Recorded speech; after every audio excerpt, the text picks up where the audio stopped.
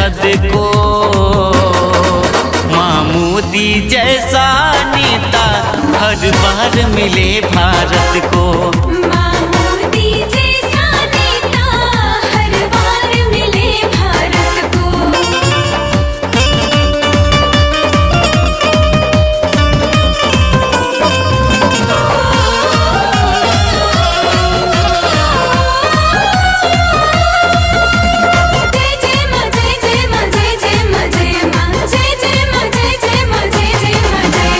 हर सपने को सच्चा करके इसने है दिखलाया।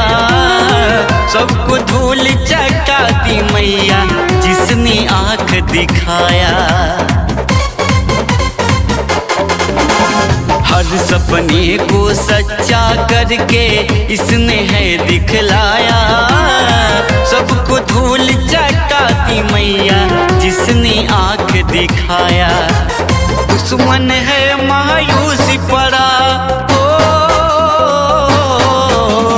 दुश्मन है मायूसी पड़ा ना पार कर रहा हद को।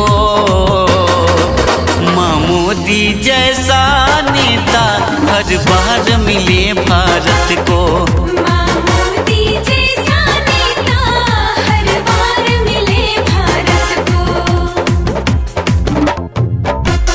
बोलो बोलो दुर्गा मैया की। बोला बोला भारत माता की जय।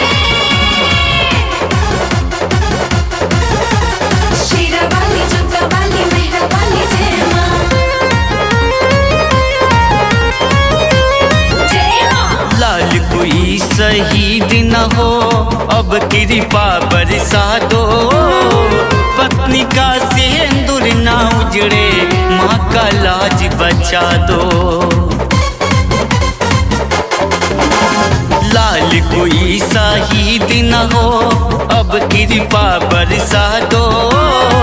पत्नी का सिंदूर ना उजड़े माँ का लाज बचा दो। भारत माँ का ध्वज फहरे हो, भारत माँ का ध्वज फहरे ना झुकने देना कदे को। माँ मोदी जैसा नेता हर बार मिले भारत को। माँ मोदी जैसा नेता हर बार मिले भारत को।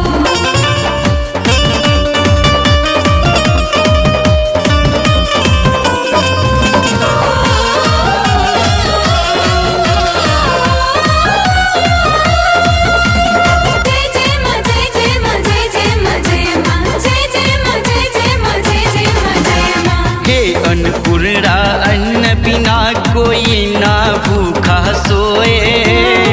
सुन ले मैया हर की विनती उपजे जो हम बोए। हे अन्नपूर्णा अन्न बिना कोई ना भूखा सोए। सुन ले मैया हर की विनती उपजे जो हम बोए। कहे मनीष मिटा दो मैया हो, कहे मनीष मिटा दो मैया भ्रष्टाचारी जग को।